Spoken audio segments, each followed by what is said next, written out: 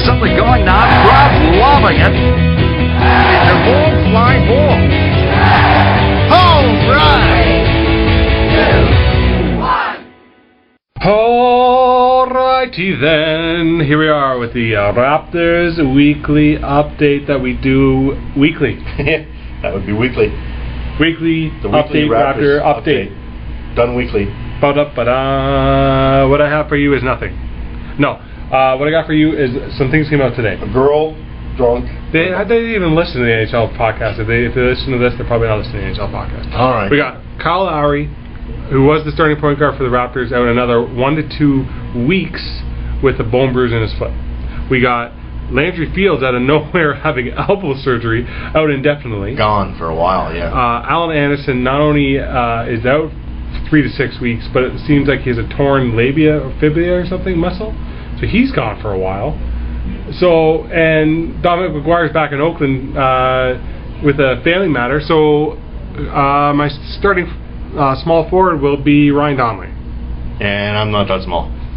But no, anyways. I tell you what, though, I can pass. Supposedly McGuire's going to be back, and Clazer is obviously dealing with a little bit of a twisted ankle, but he'll play. This team. Where's Muggsy Bogues? 2-6 so far. They've had some chance to make a run in some couple games. They probably should have won the first game of the year against the Pacers. They beat Pacers the other night. I was going to say that game probably should have lost. And they scored 5 points in the fourth quarter. And then with Utah triple overtime, I mean that probably they were up large late in that game too. I mean, if you probably look at their record, it's not indicative of necessarily how they've been playing. 2-6 probably more looks like a 4-4 record. That's what they should be. But you got to play with what your record is, and they're 2-6, heading into a horrible stretch of games coming up on the road. And if you look at these injuries, it's not getting any easier. No, this is turning into be a season from hell. And if you're a Blue Jays fan, you're starting to wonder, as well as a Raptors fan, that the seasons may mirror each other a little bit. You come into the season with a bit of hope, and all of a sudden injuries start hitting you. And I think the issue for most people is that you look at their record and you look at what's coming up in terms of their schedule, and it just looks like trouble in paradise. Like, there's no easy games coming up. I mean, the easiest game we have coming up is a home game versus the Orlando Magic. Let's say they even win that game. Let's say they lose in Boston. They're 3-7.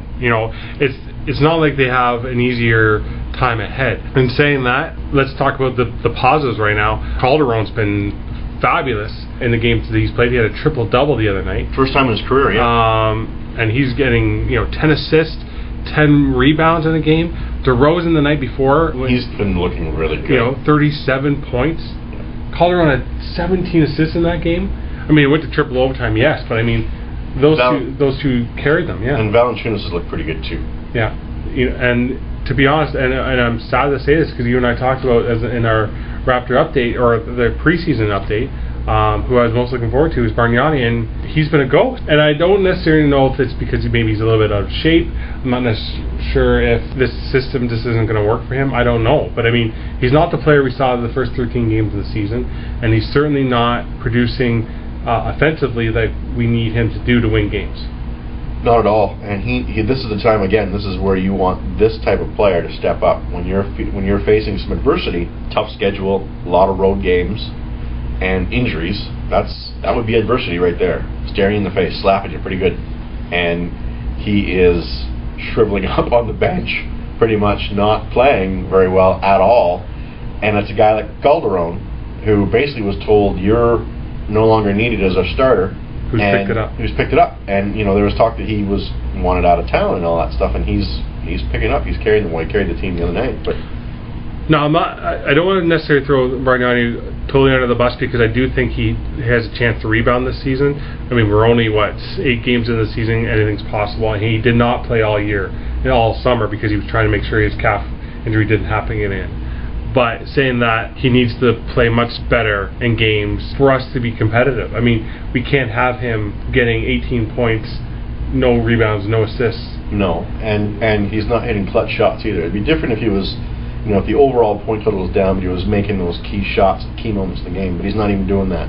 They can't even go to him right now. I mean, obviously they're going to keep going to him, I believe the philosophy is that if you keep forcing it, he'll eventually come out of this slump. Whereas some guys, psychologically, it hurts them even more to keep going. You can see the talent in him. I mean, you can see spurts in games where it's like, oh my God, if he played like that all game long, you'd be like, this guy is a force to be reckoned with. But I think what's happened is, I think he's a little bit out of shape coming into the season. Not necessarily his fault, the fact that like he didn't play all summer long. And I think the fact that the system with Lowry, especially in it to begin the season, wasn't necessarily consistent with how Bargnani's used to playing. Well, and the other side of this too is we talked at length about how Bargnani playing at a high level would help insulate Valanciunas as a rookie quite a bit. Valanciunas is playing well, but he's getting into foul trouble, and he's being taken advantage of by other teams because he's not getting any help from the other big on the team. Granted, it's Bargnani, we know he doesn't play tough, but those two bigs, from my understanding, needed to really work together to help each other's game come along. And the unfortunate thing is, for Valanciunas, he's playing through some of the adversity right now, and he's looking good. It's just that his game could be stunted a little bit, I think, anyway, if he's going to be targeted like he has. Well, and that's the thing. I mean, I think there's been some spurts this season where you look at Bargnani and Valanciunas on the floor together, and they look great together. Mm-hmm. But then you also have spurts with Bargnani struggling so much, he's not necessarily in the game, and we know how Bargnani is. This is our 6th or 7th season with him in our lineup. If he's not performing offensively, he doesn't necessarily play that well on the defensive end. Not that he's been playing awful on the defensive end, but like he's not your stereotypical rebounder. He's not your stereotypical block guy. And Valanciunas getting in foul trouble early. Amir Johnson has stepped to the plate and played excellent lately. Yeah. I mean, really playing great off the bench. Is kind of exactly the player you want off the bench. I think if Bargnani can pull up his socks, and then, like I said, it's only 8 games this season. If he can get that back into him, like if he can sort of get what we saw the first 13 games of the year last year, that's great. If not, this is the first time I've said it, and I said this to you last week, it might be time to let him go and see what we can get for him. Before he hurts his value anymore. And it's not that I want Bargnani to go, because I do see him as a player on this team, and I see as a valuable player on this team. But if he's going to play like this, and he's not used, and the system's not going to work for him, we'll have to let him go. Well, and here's the thing right away. I mean, when I think about the idea of trading Bargnani away, I don't like that. I mean, I'm not a Bargnani fan. I understand what the guy means to the team. I understand the talent level he could be bringing to this market. But that's the key for me, is this market right now. To trade Bargnani for whatever you're going to get back, I'm assuming you're going to get prospects. You're definitely not going to get any superstar players back for him, based on his current level of play. That's giving up. That's bringing back more prospects, more future. This team doesn't need that setback in this market right now. This market is hurting like crazy for a team to take it by the throat and run with it, with its fans. Because the Leafs certainly aren't doing it, and the TFC's not doing it. The Jays, with their recent stuff, may be that team. The Raptors need to do this, to steal their spot in this market. And Bargnani's key to that, as you said in your article on our website. And I think the fact that when Lowry's in the lineup, and you can have Calderon backing him up, and the way DeRozan's playing this year, Lowry, DeRozan are a 1-2 punch on the back end. If you can get that Bargnani scoring touch up front, you are automatically considered a playoff team, or you are in the hunt for a playoff team. But if Bargnani continues to play like he does, especially with Lowry on the court, this is going to be a long season.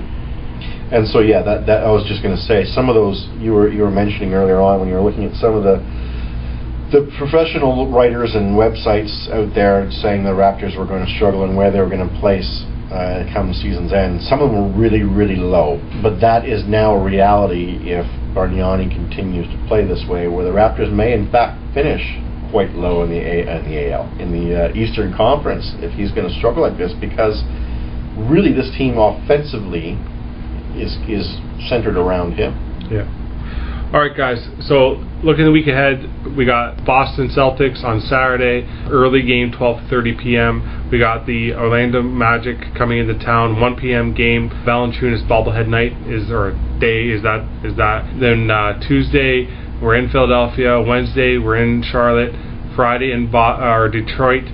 Sunday in San Antonio. San Antonio's here. So. And that's the home game. The home game is against San Antonio. But here's the thing: they come back from a long road trip. They hit Philly, they hit Charlotte, they hit Detroit. They're at home for San Antonio, and then bang, back on the road to Houston. Yeah, James Harden, welcome. Here's the thing, guys. If we don't have a Raptor update next week, it's only because I have a brand new baby girl at that point. So we'll try and keep this going. But if you don't hear us for the next couple of weeks because of me, blame me. It may be me solo, and that you know what that means. I'll make sure that I'm part of these podcasts. All right, guys. Thanks for listening. Let's go Raptors. Let's hope that they get healthy sooner than later, and they can win one of these games as a surprise. Completely off topic. Good luck to George St. Pierre. His fight's coming up. We probably won't have another podcast until after his fight. But his recovery, this is his big first fight back. So good luck to that guy. Canadian dude. They're always bringing in tidbits. Got a lot on my mind. Yeah. Hey, here's a heads up thing. Listen to the AHL Lockout podcast and get ready to hear Ryan's life story. All right? Stay with us, guys. Let's go Raptors this week. Once again, Boston, Orlando, Philadelphia, Charlotte, bring him back. Detroit, and San Antonio this week ahead. So a lot of games. We'll be back at you next week. I can tell that money's got you working. We've been talking for so long. Now we're finally here in person. I taste pain and regret in your sweat. You've been waiting for me.